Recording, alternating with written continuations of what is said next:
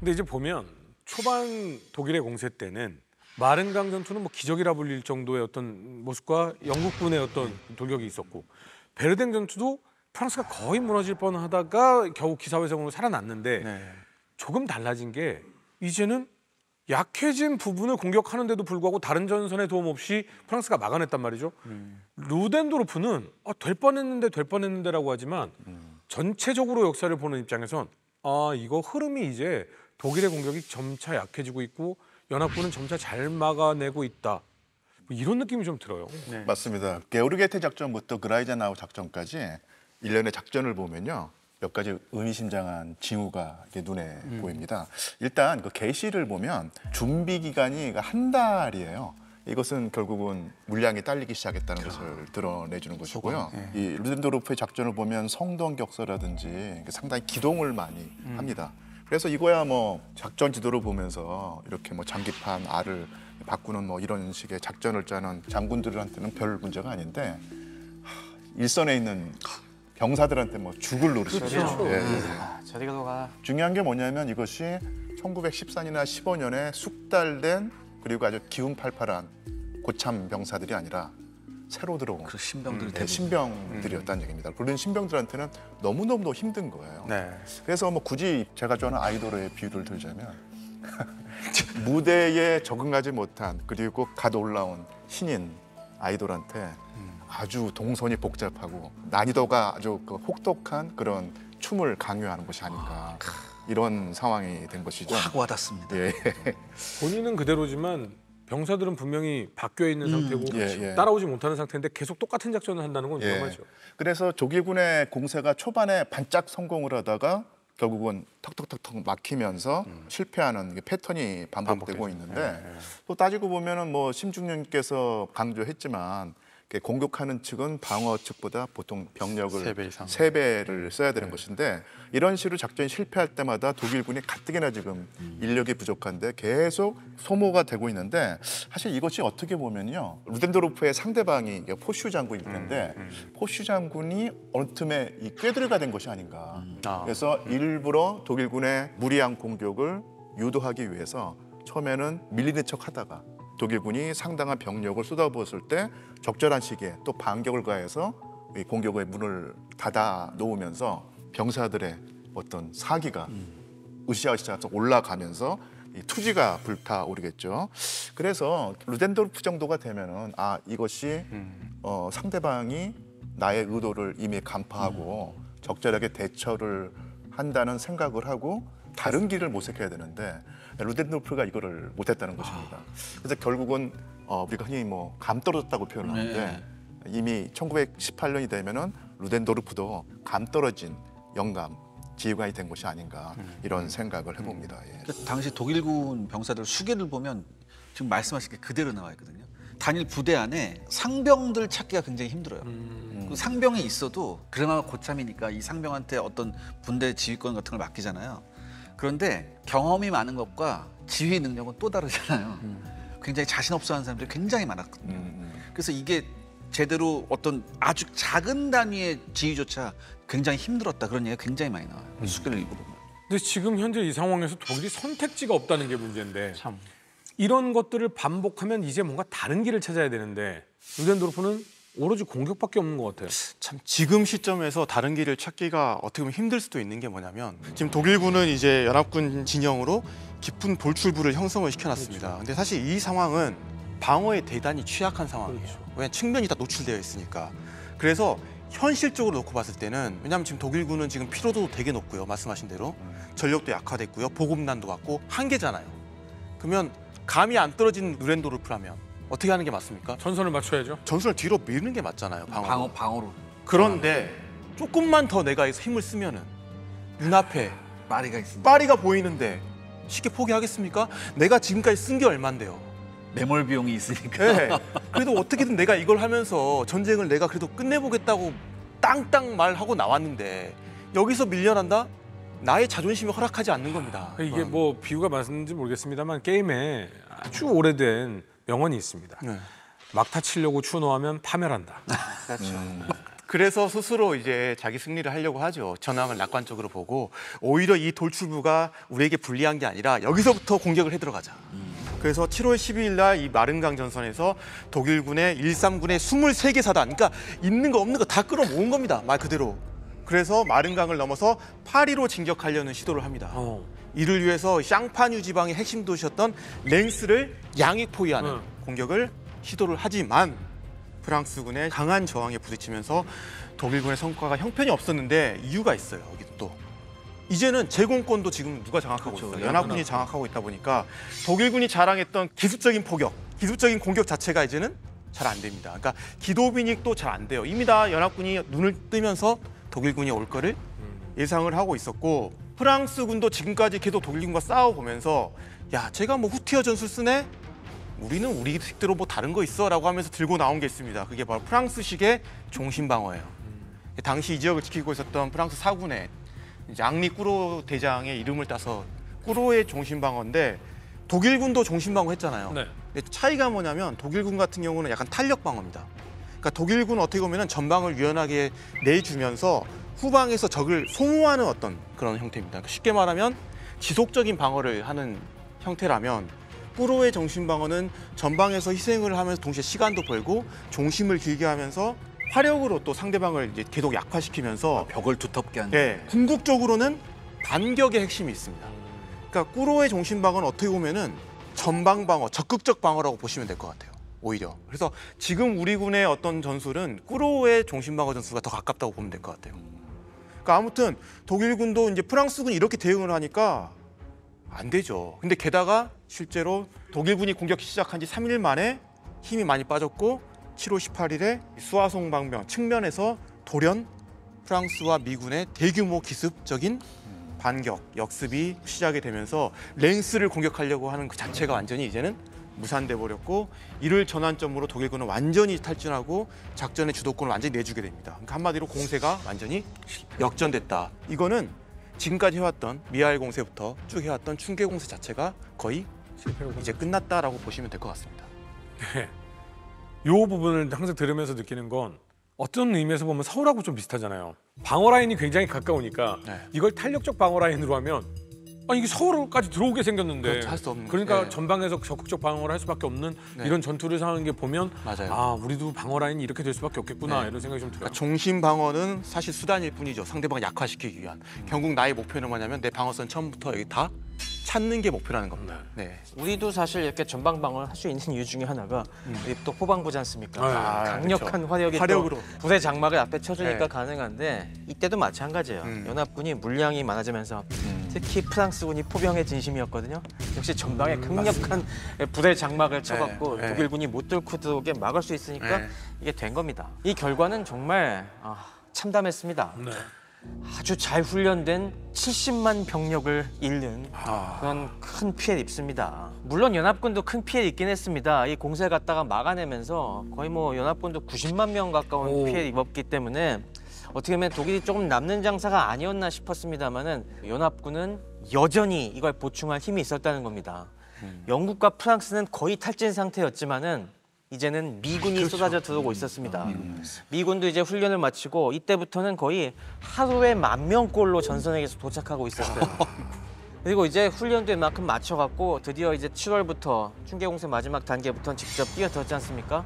그럴 정도 이제 어느 정도 작전 준비가 완료된 상태였고요. 그래서 오히려 독일군은 병력이 140만으로 쪼아들었지만은 연합군은 병력이 계속 늘어갔고 이제는 160만 명으로 역전이 돼버렸어요. 힘이 역전됐네 이렇게 네. 완전히. 네. 그리고 그 160만 명 중에서 거의 3분의 1에 해당하는 50만 명 이상이 이제 미군이 된 상황이죠. 그리고 더더욱 중요한 점은 물량 우위가 이제 너무나 분명해졌습니다. 그걸 확실하게 볼 수 있는 것이 제공권이 완전히 넘어갔죠. 그리고 전차 부대 이제는 뭐 수백 대 이상 그리고 천대 단위로만 나오는 그죠. 거예요. 이제 1918년부터는 이걸 1000대 단위로 투입하자는 얘기가 나올 정도로 이런 입체 작전을 실행할 준비가 착착착 되어버렸죠. 그러니 이제는 병력에 있어서도 완전히 역전되고 물량에서까지 그 열세가 점점 더 심화되는 상황이 되니 이제 독일군은 슬슬 직감하고 있었습니다. 야, 우리의 마지막 수가 안 됐으니 됐다. 이제는 진짜 끝장인가 보다. 패전이 정말 눈앞에 가깝게 왔구나라는 현실을 갖다가 이미 수뇌부에 있는 사람들은 다 알고 있었어요. 하지만 이걸 고지고대 얘기할 수가 없었죠. 네. 아 그래도 사람을 살리려면 그 말을 해야 될 거 아니에요. 지금 이때라도 해야 어떻게 협상의 여지라도 좀 나아지지 않을까. 그랬어야 됐는데 감히 그럴 용기가 없는 겁니다. 네, 그러면서 네. 무슨 방법이 없을까 고민하는 상황에 드디어 연합군도 그래 이제 끝이 왔구나 하면서 공세. 대공세에 나서게 되는 거죠. 1914년 여름에 1차 세계대전이 발발을 했습니다. 꼬박 4년이 걸렸는데요. 지금 이제 미군이 쏟아져 들어오고 있는 시점이지만 처음 들어온 시점은 이거보다 앞이겠죠? 그렇죠. 원정군 사령관이 그 유명한 퍼싱 장군인데요. 그 정도의 어떤 그 위치에 있는 사람은 또 정무적 감각도 있어야 되거든요. 그래서 전선을 시찰하기 전에 맨 먼저 갔다 온 곳이 자기의 참모진을 데리고 라파에트 후작의 무덤으로 갑니다. 사실 라파에트는 이 프랑스와 어떤 미국의 결착 관계를 보여주는데 미국이 영국으로부터 독립할 때 프랑스가 많이 도와줬는데요. 그때 그 프랑스 부대를 이끌고 와서 워싱턴 장군과 함께 싸웠던 프랑스군의 지휘관이 바로 라파에트 후작이거든요. 그래서 그 후작의 무덤을 찾아갔던 것이죠. 그래서 거기서 했던 말이 라파에트 누아 부알라, 라파에트 시여, 우리가 여기 왔습니다. 당신이 우리한테 왔듯 예. 이제는 우리가 당신을 도우러 왔다. 예, 예.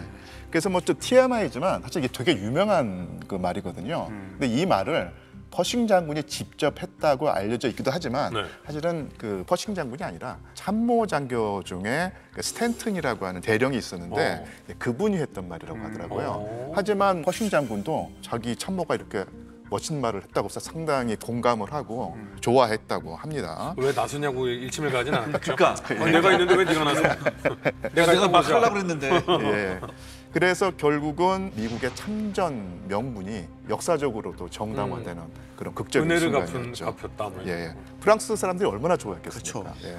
그리고 미국이 정식으로 참전하기 전에도 일부 미국인들이 이제 비행기 조종사로 와서 의용군으로 참전했었는데 맞아요. 그 부대도 그 라파에트 부대도 라파에트 비행단이었습니다. 아. 그만큼 라파에트는 미국과 프랑스를 연결해 줄 수 있는 상징적인 어떻게 보면 존재인 거죠. 퍼싱의 마음처럼 미국도 사실 4년 전쟁 동안 얼마나 많은 연합군 병사들이 쓰러져 갔는지 그리고 얼마나 많은 국가들이 피해를 입었는지 알고 있거든요. 근데 와서 막타 이러기에는 사실은 네. 좀 그러니까 네네. 우리가 이 미국을 보여주기 위해서는 이러이러한 역할 정도는 해야 된다. 큰 계획이 있었겠죠. 퍼싱을 간단히 좀 설명을 드리면 퍼싱이 1860년생입니다. 이 말은 뭐냐면 남북 전쟁을 경험한 세대가 아닌 거예요. 그래서 어떻게 보면 새로운 미국을 상징하는 인물로 볼 수도 있는 건데 퍼싱은 특이하게도 현역으로 원수의 계급을 부여받은 유일한 인물이었다. 그 당시에. 그 당시까지는. 네. 그러니까 미국 역사상 조지 워싱턴이랑 그다음에 그랜트 남북 전쟁에서 그랜트와 함께 미국의 3대 대원수로 불립니다. 그러니까 그만큼 미국사에서 이 사람 빼놓고는 이야기할 수 없을 정도로 지분이 엄청나다라는 거죠. 전차 이름으로 퍼싱이 처음으로 그러면 이 사람 이름이 붙은 거예요? 미국이 직접 갖다 붙인 거는 이 펄싱이 네. 처음이죠. 네. 그만큼 대단한 사람이다. 기병병과로 이제 임관을 해서 주로 활약했던 게 인디언 전쟁입니다. 근데 이제 흑인 부대가 이제 버팔로 솔저스라고 있거든요. 네. 흑인으로만 되어 있는 기병 부대입니다. 근데 그중 하나였던 10기병연대를 이 사람이 중2 때 지휘를 했어요.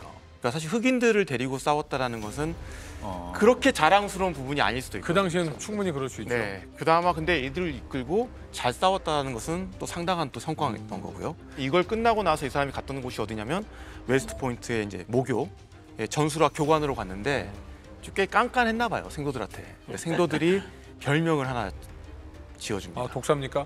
독사 아니고 니걸잭이었어요. 니걸잭. 니가잭. 안 좋은 표현이죠. 비하하는 거네요. 그러네요. 네, 비하하는 표현인데 이게 순화돼서 블랙잭으로 바뀝니다.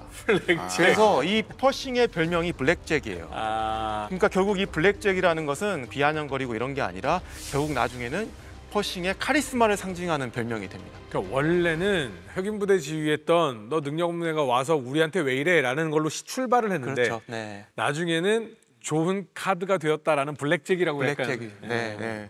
그래서 퍼싱 같은 경우는 이후에는 미국 스페인 전쟁, 그다음에 미국 필리핀 전쟁. 1916년에는 멕시코의 하나의 어떤 군벌이라고 해야 되잖아요. 혁명 세력이었던 예. 판초비아. 판초비아. 판초비아의 토벌 때 원정군 사령관으로 또 가게 됩니다. 정말 미국에서만 영웅인 장군이네요. 그렇죠. 그리고 모든 면에서. 저도 그렇게 이 생각합니다. 시기에 미국이 했던 모든 전쟁을 다 이 사람이 참전하면서 실전 경험을 축적을 하면서 인정을 받으면서 이런 경력이 바탕이 돼서 미 원정군, 역사적인 미국 입장에서는 정말 역사적인 파병일 거 아니에요. 이 원정군의 사령관으로 임명이 되게 됩니다. 그런데 문제가 있죠. 문제요. 이 사람이 해야 될 게 너무 많았어요. 아, 대통령 같은 경우는 윌슨 같은 경우는 제가 지난번에도 이야기했지만 단순한 승리를 넘어서 전후 세계 질서에서 미국의 영향력을 확대시키고 싶어 했던 인물이었습니다. 그러니까 자기네들끼리만 살던 이 독립주의에서 전 세계에 내가 영향력을 미치겠다라고 완전 다르게 스탠스를 취하게 된 거잖아요. 그렇죠. 그러니까 퍼싱 입장에서도 이러한 전략적 목표를 군사적으로 어떻게든 본인이 실현해야 되는 그런 임무를 받은 거죠. 되게 어려워요, 이런 거는. 그리고 퍼싱도 스스로도 생각한 게 뭐냐면 우리 미군은 아까 말씀드린 미국 내에서만 영웅이었던 거예요. 제대로 된 군대도 아니었고, 그러니까 이참에 제대로 된 군대를 한번 만들어 보자. 그러기 위해서는 우리가 단독적인 어떤 그런 작전 능력도 확보를 하고, 그 다음에 실전 경험을 통해 독자적으로 좀 싸울 수 있는 군대를 만들어야 되지 않겠느냐, 뭐 이런 생각을 하면서 결국에는 영국군이나 프랑스 밑에로 들어가서 싸우는 게 아니라 우리 군의 위상과 군의 발전에 도움되게 독립적으로 싸우자는 생각을 이 사람이 하게 된 거예요. 그래서 이제 퍼싱 같은 경우는 당시 이제 포슈가 제안했던 게 뭐냐면 에멀게이션이에요. 그러니까 융합입니다. 이 말은 뭐냐면 미국군 사단이 영국군이나 프랑스군 군단 밑으로 들어오라는 거죠.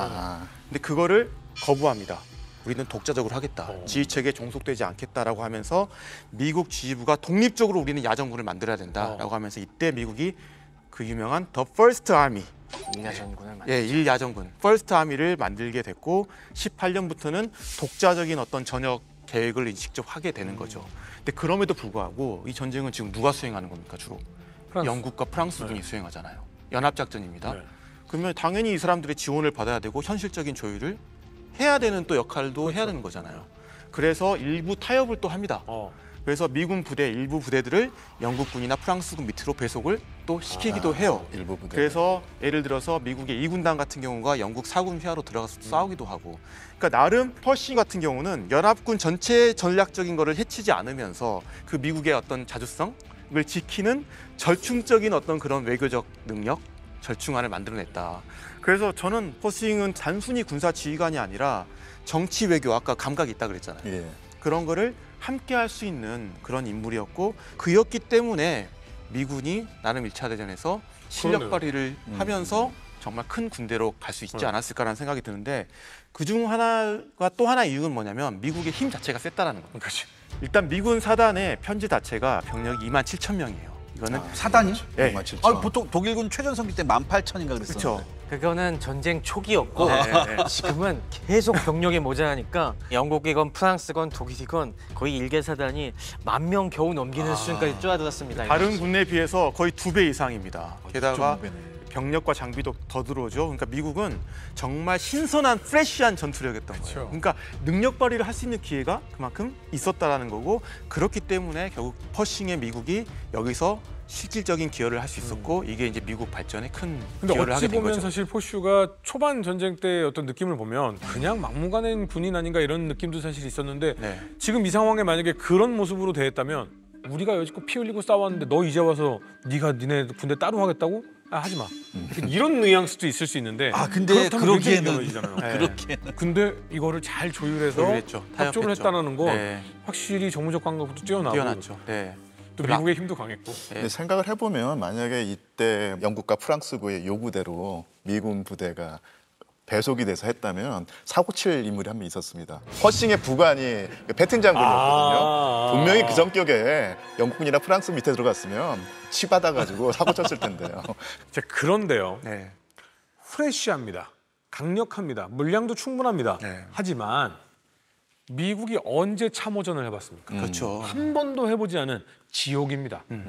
과연 미국이 힘을 제대로 쓸 수 있을까라는 생각이 사실 들긴 해요. 그래서 제가 독일군과 미군의 참호전 주력 무기를 중심으로 한번 네. 비교를 해봤습니다. 아, 네. 먼저 독일부터 한번 시작해 보겠습니다. 이 참호전이 되니까 독일도 항상 생각한 게 있었죠. 이 참호전에서 어떻게 효과적으로 우리 슈톰트루펜이 싸워야 되냐. 그래서 이들한테 걸맞는 무기를 만들어줘야 된다 해서 독일에서 세계 최초로 실전용 기관단총이 나옵니다. 자동화기가 나오는 MP18. 이게 MP가 마시넨 피스톨레의 네, 마시는 피스톨레. 기관 권총인데 원래 해석하면 네네. 그렇게 되겠죠. 그렇죠. 원래 권총에서 출발했죠. 제작사는 그 유명한 베르크만입니다. 베르크만이고 설계자든 더 유명한 사람이죠. 휴고 슈마이저라고. 휴고 슈마이저라고 해서 나중에 이제 MP38, MP40까지 만든. MP의 아버지군요. 예. 탄환은 당시 독일군의 장교들이 많이 썼던 루고 탄환 9mm 파라블럼 아직까지 쓰이고 있는 9mm 파라블럼.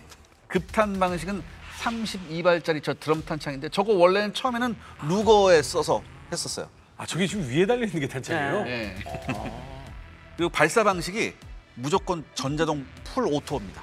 단발 사격이 안 됐었어요. 금방 싸버리겠네. 와 그럼 저 드럼 탄창에 아무리 많이 들어가도 순식간에 끝나겠네요. 네, 이게 보통 32발이 들어갔고요. 드럼 탄창이라는 게 장전이 의외로 번거로웠어요. 그리고 이게 무게가 조그마니까 별로 안 무거운 것 같죠? 무게가 무려 4.2kg. 그래요? 지금 우리나라가 쓰는 K2보다도 무거운 거 한 1kg 정도. 그러니까요. 이게 장전하면 더 무거워요, 이게. 영국 소총이랑 비슷하네요.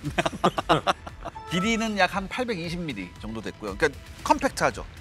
왜냐하면 이때 볼텍쇼 소총 이거 참호 돌격하면서 이게 총검까지 끼면 한 150cm가 넘어서. 그리고 유효 사거리는 한 100에서 150m 정도 됐습니다. 근데 이게 실전에서 참호전의 혁신을 불러옵니다. 네. 슈톰트루펜이 이 기관단총하고 수류탄하고 조합을 해서 엄청난 능력을 발휘합니다.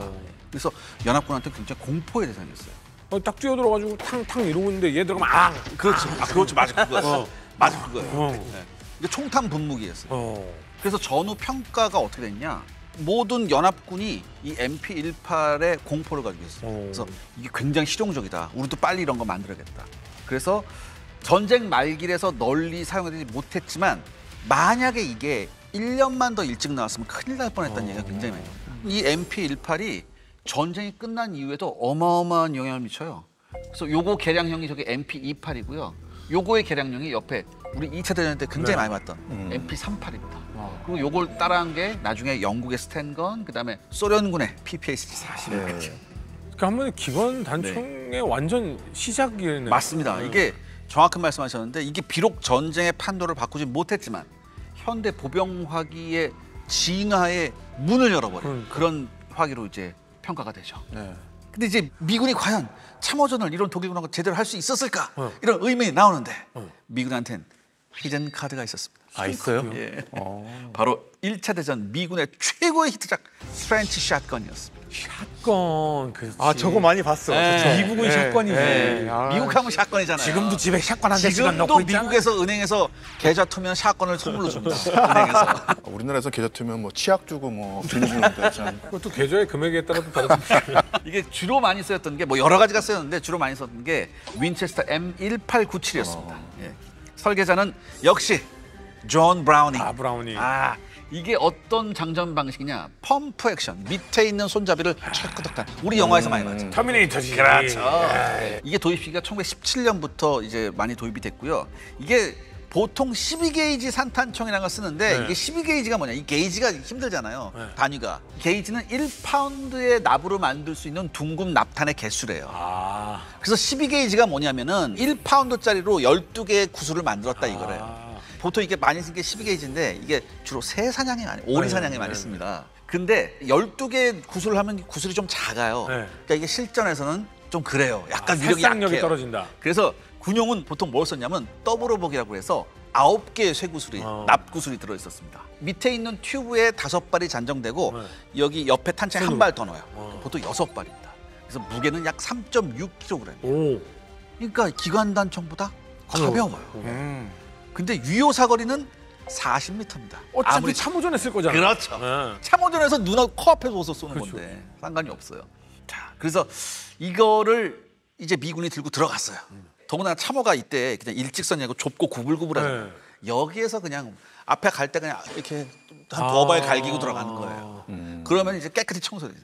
그다음에 이게 산탄총이라는 특성상 이 광범위하게 퍼지잖아요. 몇 발로 다수의 적군을 제압할 수 있는 거예요. 그렇죠. 그다음에 이게 더구나 펌프 액션 방식이니까 연사 속도도 굉장히 좋았습니다. 그렇죠. 그러니까 숙련자한테는 빠른 6발이 현실로 다가옵니다. 이거 보통 3, 4초 만에 6발을 한꺼번에 확 해버리는 거예요. 근데 이런 애가 한 명인가? 한 2명 같이 들어가면 이건 천하무적이죠. 그래서 이게 얼마나 피해가 심했느냐. 독일이 미군의 산탄총에 당하고 난 다음에 외교적으로 항의를 합니다. 이게 굉장히 비인도적인 무기다. 이거 사실 솔직하게 말해서 이거 멧돼지나 잡는 이런 총 갖다가 사람한테 쏜다. 이거 얼마나 이거 비인도적이냐. 아니 독가스 쏘는 그러니까 독가스 잠깐만. 독가스도 누가 먼저 썼어요? 독일이 먼저 썼고요. 그다음에 저격수 한 총 있잖아요. 네. 처음에 다 사냥용총 썼어요. 독일도. 권총탄을 분무기로 쏘는 기관단총은 인도적이냐 이거죠. 그렇지. 이거 아니에요. 전쟁에 인도적인 게 어딨어? 그래서 이 산탄총이 1차 대전 때부터 큰 활약을 해서 2차 대전도 썼고요. 6.25 전쟁도 썼고 베트남전에서도 대활약을 합니다. 요즘은 미국 경찰 보면은 네. 안에 샷건이 있어요. 지금도 미국 경찰들 그 바디캠이라든지 이런 것들이 많이 영상에 이제 올라오는데 중무장 해야 된다 그러면 가서 샷건을 가지고 가는 그 경찰들이 꽤 많더라고요. 이걸 생각해봐요. 그럼 왜 샷건을 가져갔냐 하필이면. 물론 미국에서 샷건을 가져간 이유도 있지만 이게 아까 말씀하셨잖아요. 미국이 필리핀하고 한번 전쟁을 했었어요. 네. 이때 정글에서 필리핀 원주민 전사들하고 싸우는데 권총을 꺼내서 쏘는데 안 먹히는 거예요. 근데 이때 샷건이 엄청난 역할을 하고 이때 권총이 잘 안 먹혀서 그렇다면 이게 훨씬 더 강력한 위력을 가지고 있는 자동 권총이 필요하다고 해서 나온 게 M1911이었습니다. 이것도 가지고 들어간 거예요. 그래서 참호전만큼은 미국이 전혀 독일군한테 밀리지 않았다. 그렇구나. 근데 그럴듯한 계획은 누구나 세우잖아요. 해봐야 되는 거잖아요. 네. 근데 본대를 그냥 무턱대고 전면전으로 하기에는 조금 미국도 걱정이 있었을 텐데 이런 걸 약간 실험을 통해서 야 우리 군대의 작전이 먹히는구나 이걸 테스트해보는 그런 전장도 있었겠죠? 테스트 성격이 결국 되긴 했는데 어쨌든 이제 불리어 작전 아까 기억나시죠? 지난 시간 했던 네네. 그때 이제 독일군이 마른강 부강까지 진출을 했고 파리까지 가려고 했잖아요. 네. 그때 이제 프랑스 방어선이 좀 무너지는 상황이 네. 발생을 합니다. 그리고 전선이 공백이 생기니까 이때 연합군에서 누굴 투입했냐면 미군을 투입해요. 미 2사단과 미 3사단이 딱 투입이 되는데 미군이 딱 투입된 곳이 어디냐면 당신이 마른강 부강 같은 경우는 숲도 많고 언덕도 이렇게 많잖아요. 네, 근데 숲이 많습니다. 예, 그 중심부에 딱 위치했던 게 뭐냐면 벨로숲이라는 곳이었어요. 숲. 예, 이 지역은 누가 들어가냐면 인디언 헤드가 들어갑니다. 인디안 헤드. 예. 지금 우리나라의 주둔. 지금 우리 주한미군의 주축이고요. 그다음에 6.25 때는 지평리 전투. 네. 근데 이때 미 사단이 창설된 지가 오래되지 않았어요. 프랑스에 와서 창설됐습니다. 아하. 17년에 창설이 됐고 거의 뭐 창설된 지 몇 개월 만에 이제 딱 투입이 되는 상황인 건데. 그럼 지금 주한미군의 인디언헤드가 창설된 게 프랑스예요. 프랑스 땅에서였어요. 예, 특이한 부분은 뭐냐면 이 사단이 당시에 육군과 해병대가 혼성으로 편성되어 있었습니다. 육군 2개 연대, 해병대 2개 연대. 그러니까 나름 육군과 해병대가 함께 이렇게 예, 같은 사단에 그 전통이 있는 거죠. 이 사단이 들어가서 6월 4일부터 7월 10일까지 거의 5주 동안 싸웁니다. 독일군은 정말 숙련된 군대였고 거기에 비하면 미군은 완전 신참 초짜였어요. 근데 병아리. 미군의 사기는 정말 높았어요. 그리고 미군 지휘관들이 어떤 생각을 했냐면 우리 미군은 다른 연합군이나 독일군하고 싸운 거랑은 다르다. 우리는 참호전 다 극복할 수 있어. 우리는 기동전을 할 수 있어. 이렇게 생각하고 들어갔거든요. 근데 웬걸 현실은 정말 최악의 참호전이었죠. 예, 그래서 정말 극한 전투 양상으로 전개가 됐고 이때 또 독일군이 독가스도 막 쓰거든요. 그러니까 미군 으아 뭐 이런 상황이었고 결국 미군이 이때 사상자만 거의 10,000명 이상을 냅니다. 이게 수업료가 비쌌네요. 비싼 수업료를 낸 거죠. 그러니까 현실이 녹록치 않다는 것을 깨닫고 이때부터는 좀 겸손하게 이제 학습을 하게 되는데 미국은 전 대단하다고 생각하는 게 비교적 짧은 시간 내에 계속 발전을 하게 됐고 이 전투에서도 어찌됐든 미군이 희생은 컸지만 독일군의 어떤 이 공세를 저지를 함으로써 향후 연합군의 반격에 기반을 마련하는 결정적인 역할을 했다. 그래서 이 전투는 미군에서 대단히 높게 평가하는 전투입니다. 특히 해병대 역사에서 이오지마와 함께 가장 상징적인 의미를 갖는 전투인데 어떻게 보면 해병대의 정신력, 해병대 정신을 상징하는 전투다. 근데 그게 딱 증거로 들어가는 게 뭐냐면 미국에서 최고의 훈장, 메달 오브 아너가 무려 10명이나 여기서 받습니다. 이 전투 하나로요? 그렇죠. 네. 그리고 이후에 어떤 평가를 받냐면 미 해병대가 악마처럼 싸운 숲이었다.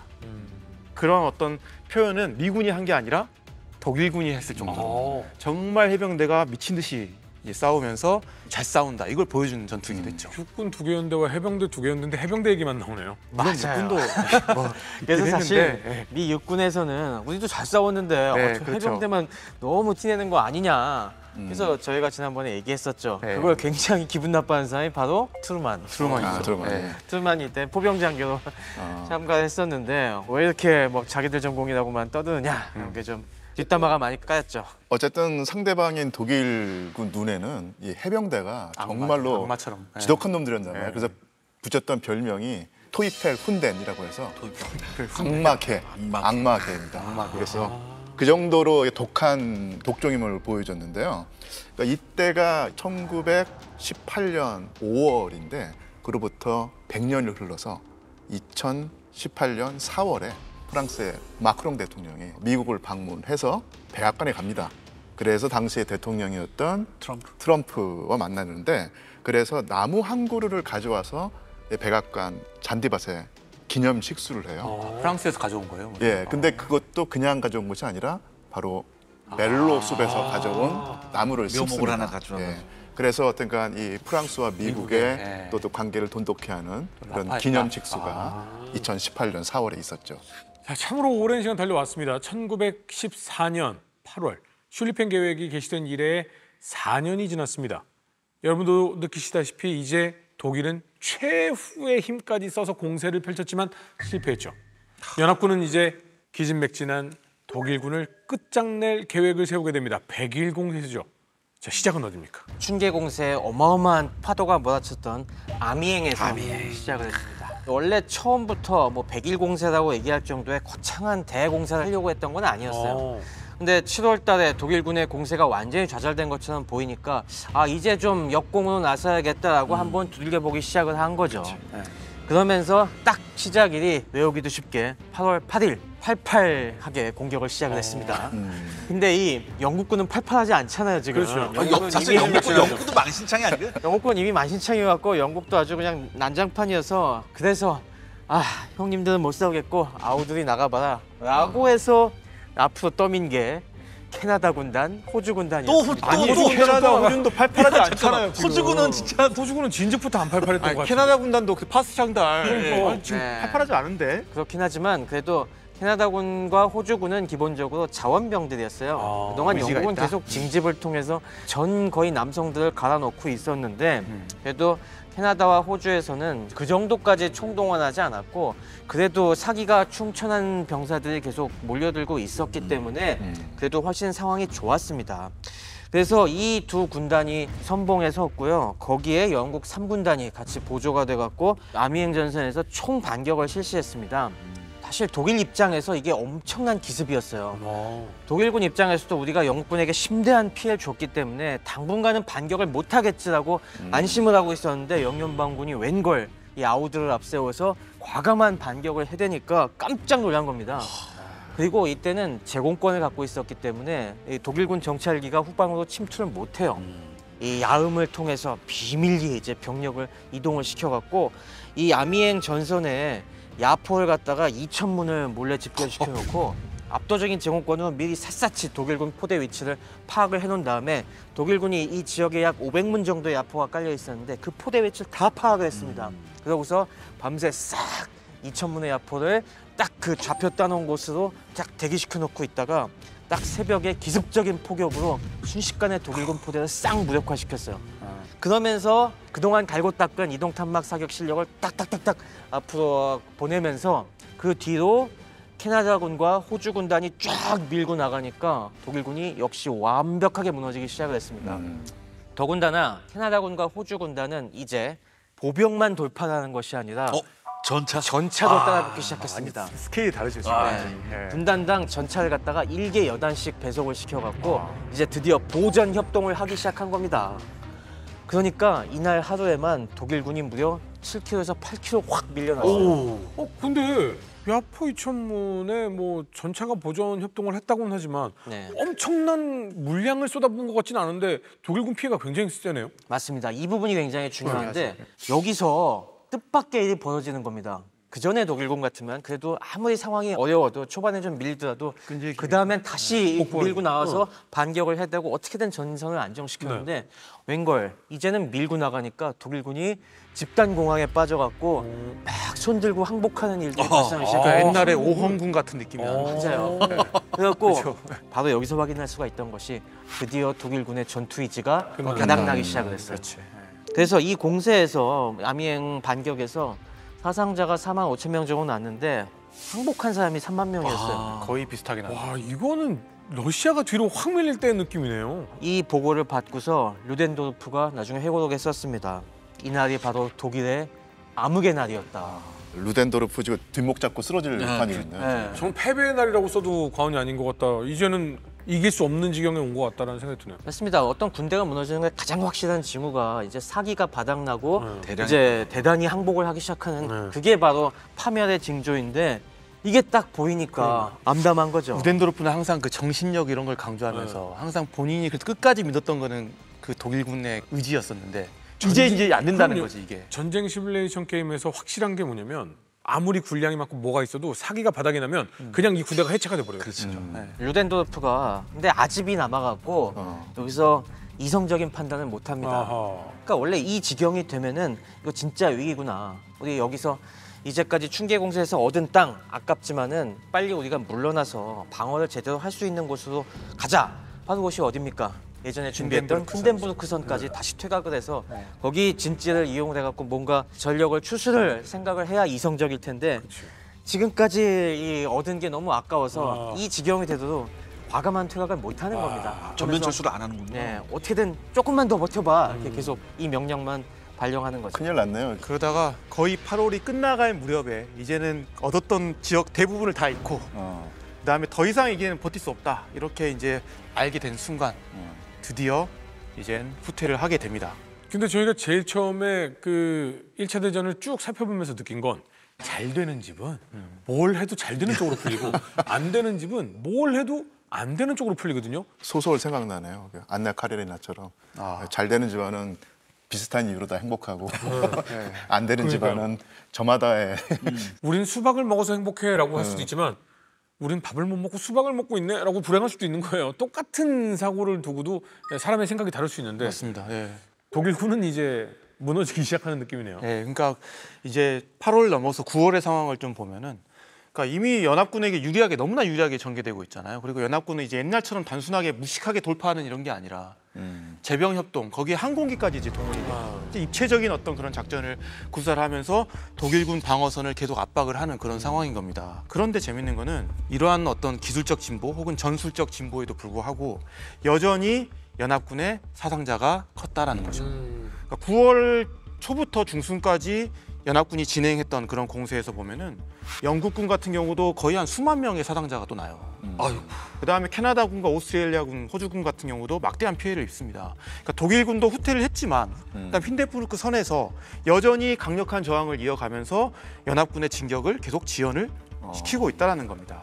결국에는 이런 전선에서의 피로나 아니면 이런 피해가 누적되면서 연합군 내에서도 뭔가 입장 차이가 조금 나누기 시작합니다. 특히 지금까지 너무나 많은 피해를 봤던 게 영국군이잖아요. 영국군 같은 경우는 어차피 전쟁은 곧 끝날 것 같은데 피해를 최소화하면서 오히려 신중한 접근을 하자라는 입장이었던 거고 프랑스군 같은 경우는 특히 포슈 같은 경우는 야 아니다 지금 상황은 우리가 이제 전 전선에서 광범위한 공세를 해서 완전히 끝내야 된다 이런 생각을 했던 겁니다. 주도권을 잡았다. 완전히 잡았다. 그렇죠. 근데 이런 차이가 있었음에도 불구하고 최종 공세에 대한 차이가 있었음에도 불구하고 프랑스군이든 영국군이든 둘 다 어떤 생각을 했냐면 승리는 확신해. 다만 과거처럼 병사들을 너무나 우리가 무의미하게 희생시킬 필요는 없지 않느냐. 그렇죠. 그렇게 하고 싶지는 않다. 이런 생각 속에서 어떻게 전쟁을 마무리할 것인지를 고민하던 시기였던 겁니다. 잘만 하면 협상으로 이어질 수도 있는 그런 느낌이네요. 그렇죠. 근데 이런 상황 속에서 딱 기회를 본 게 누구냐면 퍼싱이에요. 미국이 뭔가 전쟁의 주도권을 확보를 하고 독립적인 어떤 그런 작전 능력을 과시할 수 있는 기회를 계속 찾고 있었거든요. 지금 판정으로 가려고 하고 있는데 네네. 퍼싱 입장에서 내가 KO 한 방?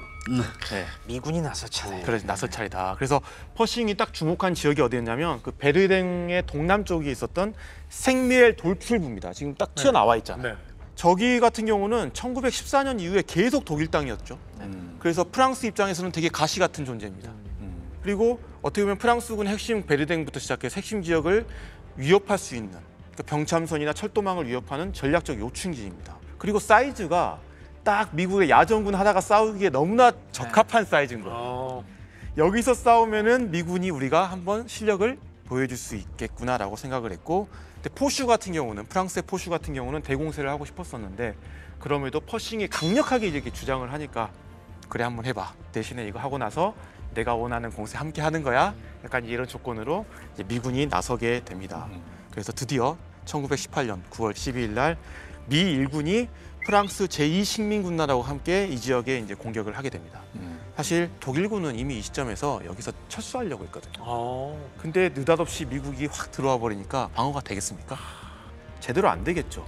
불과 30시간 만에 1차 대전 내내 지금 프랑스가 뚫지 못했던 이 지역이 함락됩니다. 전 전선에서 붕괴하는 이게 운동이. 진짜 갓블레스 아메리카라는 게 있다니까요. 네. 포로도 13,000명이 났죠. 여지껏 못 뚫던 데를 음. 그냥 미국이 딱 가려고 하는 찰나에 독일군은 뺄 생각을 하고 있었다는 그렇죠. 게. 그러니까 방금 말씀하신 대로 포로만 지금 13,000에서 15,000 정도 이야기할 정도로 독일군이 진짜 거의 전의를 상실했다라고 보면 되는데 그러니까 미군 입장에서는 내가 내 야전군이 일 야전군이 독자적으로 싸워서 결정적 승리를 거둔 엄청난 성과인 거잖아요. 차례를 만든 네. 거죠. 근데 이 어떤 성과에는 주목해 볼 인물이 3명이 있습니다. 네. 한 명은 퍼싱의 작전 참모였던 조지 마셜이에요. 마셜 대령입니다. 마셜 대령이 여기서 병력 배치부터 시작해서 병참 조달, 그다음에 실시간 병력 투입, 이 모든 작전을 어떻게 보면 조율하면서 미군이 대규모 작전을 할 수 있다라는 것을 보여주는 가장 결정적인 역할을 했다. 그래서 결국 마셜이 여기서 실력을 보여주면서 이 사람이 태평양 전쟁 때 2차 대전 때 미국의 참모 총장이 되는 거죠. 그때 기억들이 있어서 그런지 몰라도 저 사람 관계나 사람을 쓰는 것에 있어서 굉장히 능한 분이셨잖아요. 그렇죠. 네네.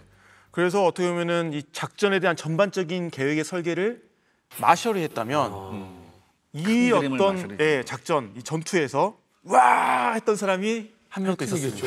패튼이겠죠. 패튼입니다. 맞아요. 패튼이 처음 프랑스에 들어왔을 때는 퍼싱의 참모로 왔어요. 거의 부관으로 처음에는 왔죠. 근데 이 사람은 너무나 내가 뭔가 지휘를 해보고 싶었던 거야. 게다가 딱 눈에 들어온 게 뭐냐면 전차예요. 더군다나 프랑스군 최신 전차가 눈에 들어왔어요. 맞습니다. 포탑을 돌리는. 이때부터 르노 패튼은 FP 경전차. 예. 저거. 그래서 내가 전차 지휘관이 되겠다라고 하면서 전차 여단이 만들어지는데 이게 미군 최초입니다. 제 1전차였다. 맞습니다. 그리고 패튼이 지휘를 합니다. 근데 패튼의 특이한 부분은 뭐냐면 보통 이 당시에 전차 지휘관들은 사령관들은 후방에 딱 앉아서 전차 싸워하면서 딱 이렇게 보고 있는 거거든요. 근데 패튼은 전령들 이끌고 가면서 걸어서 함께 갑니다. 그렇게 지휘를 하면서 이런 경험이 있었기 때문에 이 사람이 2차 대전에서 기갑 전술을 구사할 수 있는 밑거름이 됐던 거고, 또 하나 이제 이 뒤에 또 메주 아르곤 전투에서는 최전방에서 직접 지휘하다가 또 기관총에 또 이렇게 맞아요. 이 사람이. 그러면서도 끝까지 이제 전투를 이어가거든요. 근데 그런 투혼을 또 1차 대전 때 이 사람이 발휘하기도 했고, 또 한 명의 인물이 있습니다. 또 있어요? 예. 항공기가 거의 한 1,400대 정도가 동원됐거든요. 네. 그 중에서 미군 항공기가 한 700기 정도 동원됐는데 이 전반적인 항공 전술을 운영했던 사람이 바로 빌리 미첼입니다. 항공기 마피아 기억나시죠? 네. 폭격기 마피아. 폭격기 마피아. 시조가 됐던. 네. 그 태평양 전쟁의 영웅들이 다 여기서 타죠. 여기서 나옵니다. 그래서 이 사람이 뭐 전략 폭격의 선구자였고 전함을 비행기로 격침시킬 수 있다 이런 주장을 하면서 이단화로 막 취급받았잖아요. 근데 우리는 알잖아. 우린 알죠. 그리고 결국 이 사람이 결국 어떻게 됩니까? 미 공군을 창설하는 데 결정적인 영향을 끼쳤던 인물이 바로 여기서 경험을 얻어서 공군이 할 수 있다 이런 아이디어를 얻게 근데 되는 거죠. 생각해보면 연합군과의 이 작전을 통해서 이 사람들은 정무적 감각, 정치적 감각, 관계의 이 중요성도 굉장히 잘 알았기 때문에 항공단이 창설이 될 수 있었던 거잖아요. 네네. 그래서 좀 싫지만 타협도 좀 많이 하고. 그렇죠. 와 근데 퍼싱이 사령관으로 있고 이분들이 지금 이 밑에서 현장을 진두지휘했다? 아 미군이 강할 수밖에 없었겠네. 네, 그러니까 미국 역사에서 200만 명을 해외로 투사한 게 처음이잖아요. 그렇죠. 예. 사실 프랑스나 영국 같은 건 피를 흘려가면서 이거를 다 노하우를 익혀왔는데 미국은 딱 들어오자마자 그걸 보고 바로 습득해버렸어. 습득해버리는 게 컸던 것 그거 같아요. 또 나오나요? 델롬델 여기 또 나오는 거. 맞아요. 그러니까 진짜로 운도 너무 좋은 것 같아요. 세복이 있는 거야. 그리고 초반에 방어 전략을 보여주면서 미국이 프랑스, 영국을 구해냈잖아요. 아, 고맙다라고 했는데 야, 우리 지금 대공세 해야 돼. 잠깐만. 내가 여기서 중요한 작전 하나 하고 도와줄게. 그걸 대성공을 거뒀어. 그럼 포슈는 지금 큰 공세를 준비를 하고 있었잖아요. 네네. 이때도 내 밑으로 부리는 게 아니라 협조 부탁해라고 하는 상황이 될 것 같아요. 그렇죠. 네. 참전에서 실전 경험을 쌓고 조직을 다시 정비할 기회를 가진다는 게 정말 엄청나게, 군대에선 중요한 것 같습니다. 네네. 우리에게는 월남전도 뭐 그런 의미가 있었고 또 지금 러우 전쟁에서 또 저 이상한 군대가 이렇게 경험을 갖고 있다는 게 조금 꺼림직한 부분인 것 같습니다. 그런 면에서. 루덴도르프가 뒷목 잡고 쓰러질 일이 벌어지는데요. 갑자기 불가리아가 우리 더 이상 못 버티겠다. 그러면서 독자적인 강화를 추진하면서 전쟁을 이탈하려고 합니다. 거의 쇼크를 받아갖고 그냥 털썩 주저앉아갖고 더 이상 군사적인 승리는 불가능하다. 즉시 종전 협상에 돌입해야 된다. 독일 대표가 누가 왔냐면 군인이 아니었습니다. 마티아스 에르츠베르거, 중앙당 정치인이었는데 역시 이 루덴도르프는 진짜 여우 같은 사람입니다. 아 미꾸라지였습니까? 패색이 짙었다는 걸 아는 순간 아주 잽싸게 교활한 처신을 합니다. 뭐 어떻게 했길래요? 사실 독일군은 항복하기 위해 온 거잖아요. 그쵸. 회담하기 위해 왔었기 때문에 어떤 의미에서는 화기애애할 수도 있어요. 어차피 끝난 거. 네. 그런데 호슈의 얼굴에는 아주 싸늘한 침묵만 가득했어 보여요. 딱 한마디가 이거예요. 우리 프랑스는 당신네들 때문에 쑥대밭이 됐다. 이 사이에 엄청난 일이 독일에서 벌어집니다. 모든 제국의 몰락의 마지막 시발점 혁명? 그렇죠. 혁명이 일어나.